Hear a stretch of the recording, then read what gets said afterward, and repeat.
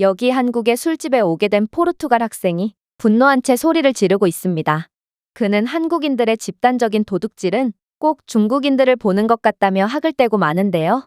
그런데 그때 큰 소란에 술집 주인 아주머니가 나와서 뭔가를 가리키며 속삭이자 이 포르투갈 학생은 도저히 믿지 못하겠다는 듯 두 눈이 휘둥그레지는데요.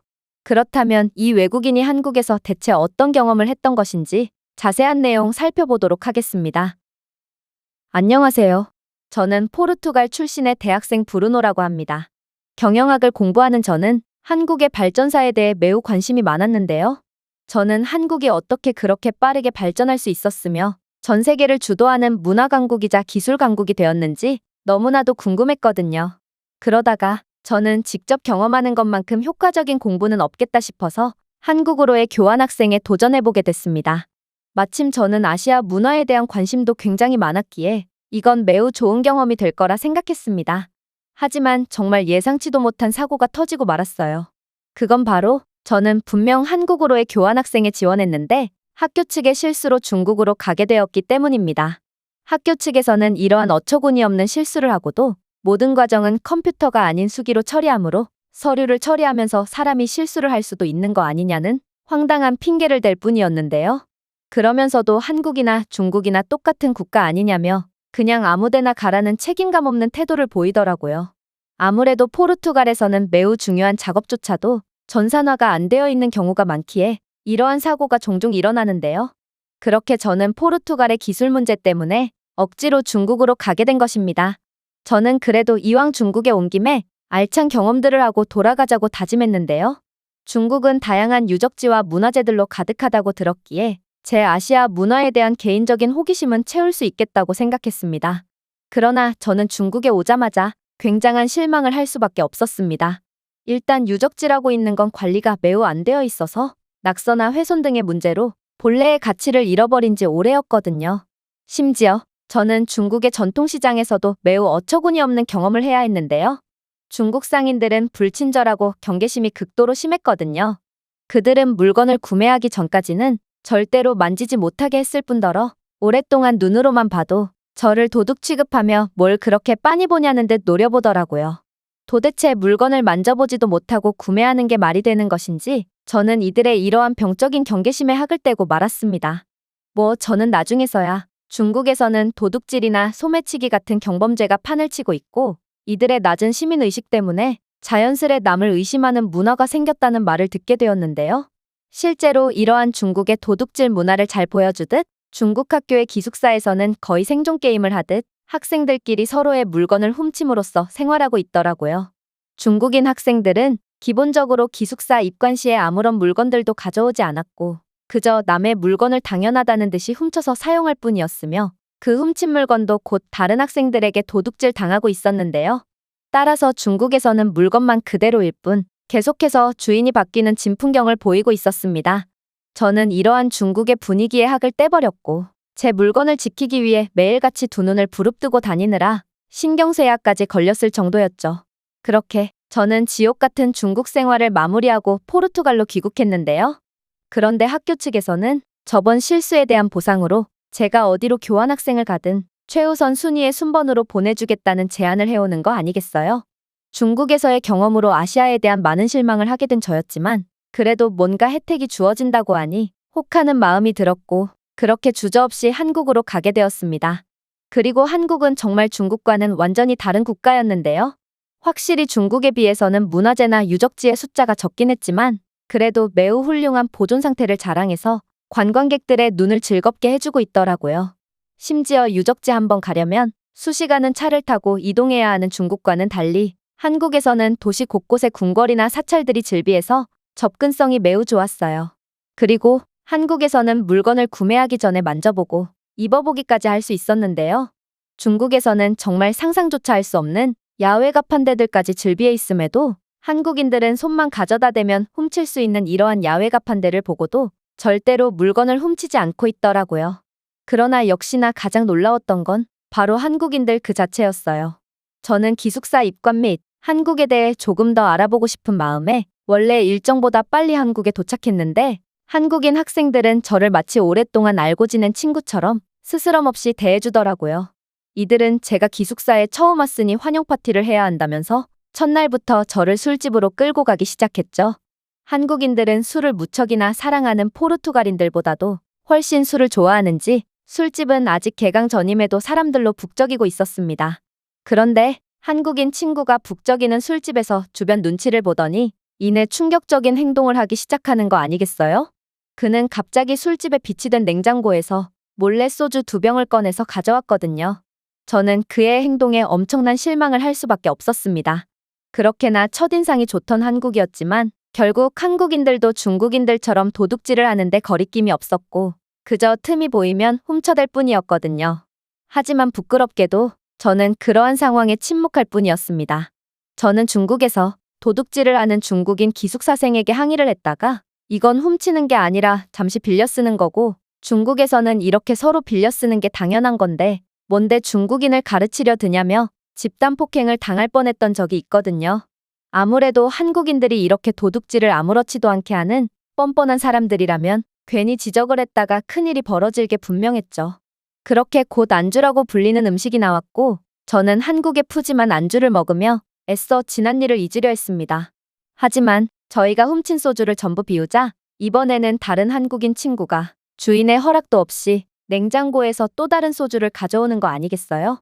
역시나 주인은 눈치채지 못한 모양이었고 저는 자신의 물건이 털리고 있는 줄도 모르고 열심히 요리를 만드시는 아주머니 사장님에게 엄청난 죄책감이 들기 시작했어요. 심지어 이를 본 다른 한국인 손님들도 덩달아 멋대로 소주를 냉장고에서 꺼내가며 단체로 약탈을 하기 시작했고 저는 더 이상은 지켜볼 수가 없다는 생각에 테이블을 내리치며 그 자리에서 벌떡 일어났습니다. 그리고 술에 취해서 용기가 생긴 저는 당장 도적질을 멈추라며 있는 힘껏 소리를 질러버렸죠. 그러자 그렇게나 소란스러웠던 술집은 일순간 조용해졌는데요. 그리고 제 옆에 있던 한국인 친구들은 매우 당황한 듯 저를 쳐다봤는데 이들은 이내 박장대소를 하며 지금 제가 단단히 오해를 하고 있다는 소리를 건네더라고요. 제가 어리둥절한 채 친구들을 쳐다보고 있자 이내 주인 아주머니가 깜짝 놀란 얼굴로 주방에서 나오셨습니다. 저는 도대체 이게 무슨 상황인가 싶어 매우 당황했는데 친구들은 주인 아주머니께 상황을 설명해 주는 듯 한국어로 대화를 나눴고 이내 아주머니는 친구들의 휴대폰 번역기를 사용해서 도무지 믿기지 않는 말씀을 건네기 시작하셨어요. 이곳의 친절한 학생들은 저를 도와주는 것뿐이에요. 아무래도 대학 가다 보니 저는 돈 없는 학생들에게 저렴한 안주를 제공해주기 위해 마진을 매우 낮춰서 영업 중이거든요. 그러다 보니 직원을 고용할 수도 없고 혼자 일하느라 술을 늦게 가져다 줄 때가 많죠. 학생들은 이런 저를 돕고자 자신들이 알아서 술을 가져간 뒤 제게 술을 가져갔다고 이야기해 준답니다. 저는 그녀의 말을 듣고 넋이 나간 채 허공만을 바라볼 뿐이었습니다. 주인 아주머니는 가난한 학생들을 위하는 마음에 저렴한 가격의 안주를 판매하고 학생들은 그런 아주머니를 돕기 위해 일일 직원이 되어 아주머니가 해야 할 일을 대신해주고 있다니 이렇게 아름다운 문화는 도저히 말이 안 돼 보였거든요. 사실 이건 중국과는 완전히 다른 문화라서 더욱 놀라기도 했는데요. 제가 중국에서 있었을 때는 물컵 하나 숟가락 하나마저도 주인의 허락 없이 멋대로 가져가면 안 됐거든요.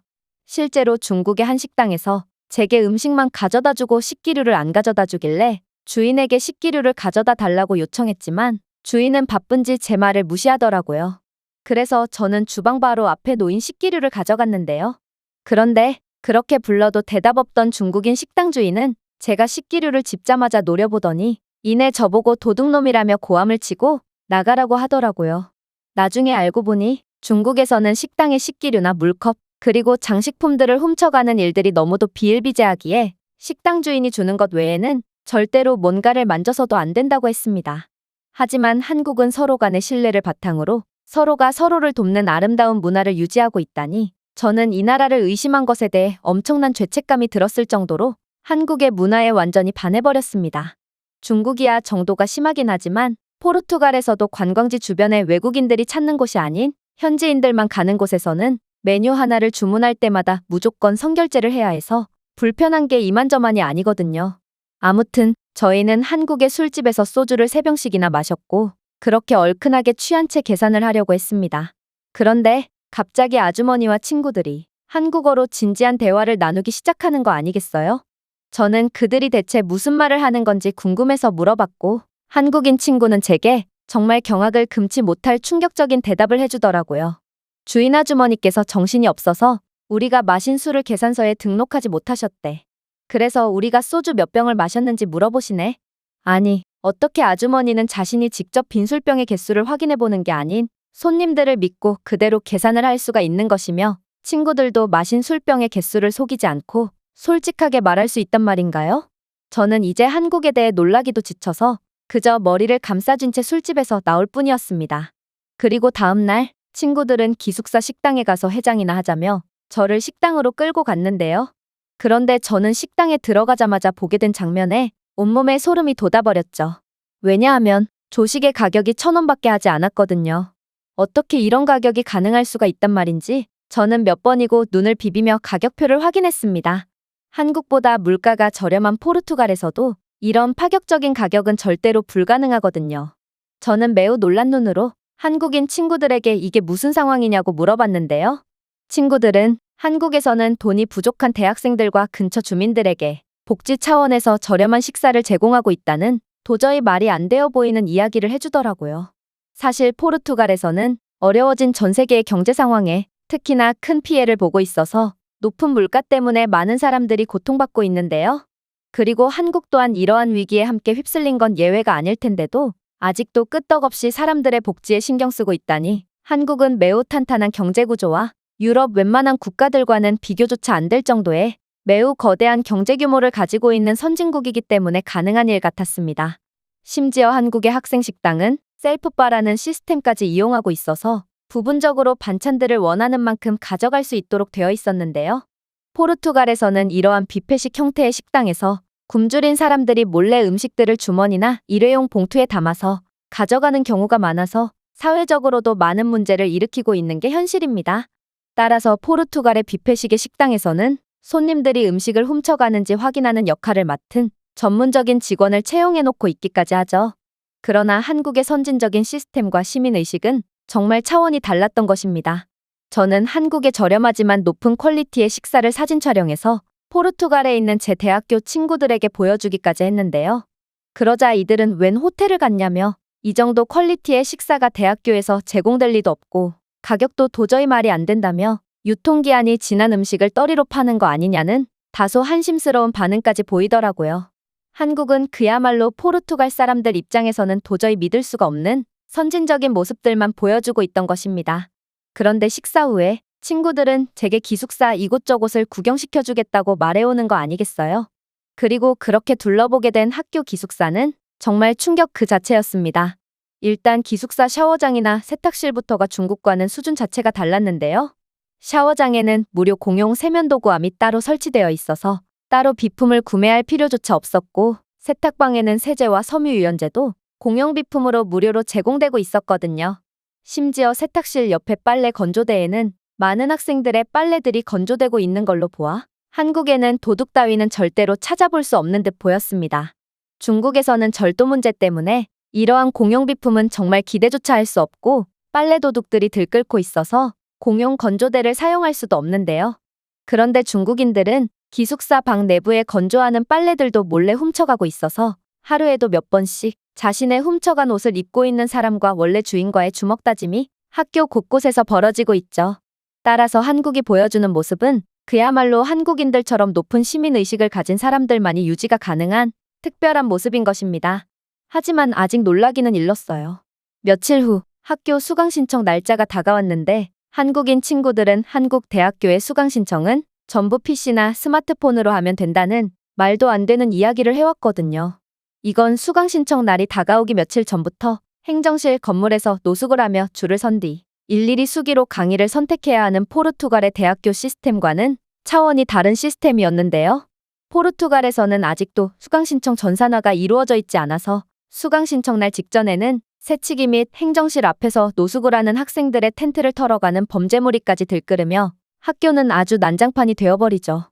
심지어 포르투갈에는 돈을 받고 수강 신청줄을 대신 서주는 전문 직업과 경쟁자가 제대로 된 수강 신청을 하지 못하도록 줄을 이탈하게끔 하는 범죄 조직까지 존재하는데 이건 한국처럼 디지털화를 해놓지 못한 포르투갈이 감내해야 할 안타까운 현실인 것입니다.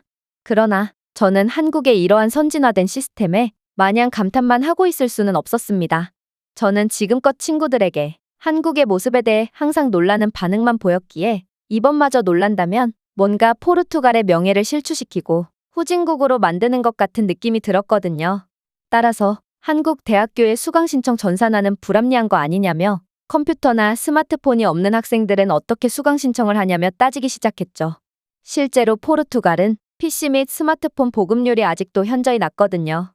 그러자 한국인 친구는 제 말에 콧방귀도 안 끼더니 이내 한국의 인터넷 보급률은 거의 100%에 가깝고 PC의 경우에는 가구당 2대 이상 있는 경우도 상당히 많다는 놀라운 말을 건네더라고요. 포르투갈에서는 컴퓨터를 구매해도 인터넷 보급이 형편없어서 애초에 사용조차 못하는 게 현실인데 저는 이러한 놀라운 격차에 혀를 내두르고 그저 비판적인 척하는 연기를 멈출 수밖에 없었습니다. 그리고 한국인 친구들은 제게 노트북이 없지 않냐며 한국 대학교에서는 학생들을 위해 노트북이나 필기용 태블릿 PC까지 빌려주고 있다고 말해줬는데요.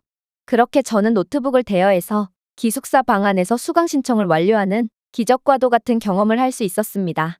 아무래도 한국은 포르투갈이 따라하기엔 너무나도 머나먼 존재가 되어버린 모양이었고 그러한 격차는 점점 더 커지기만 할 뿐인데요. 저는 한국의 경제 모델을 배워서 포르투갈의 경제 발전을 위해 노력하고자 했지만 결국 현대사회로 타임머신을 타고 온 원시인처럼 그저 한국의 기술에 감탄만 하며 학교 생활을 이어나가고 있습니다. 제가 준비해온 내용은 여기까지입니다. 끝까지 시청해주셔서 진심으로 감사드리며 여러분들의 구독과 좋아요, 알림 설정은 영상 제작에 큰 힘이 됩니다. 이상 세모튜브였습니다.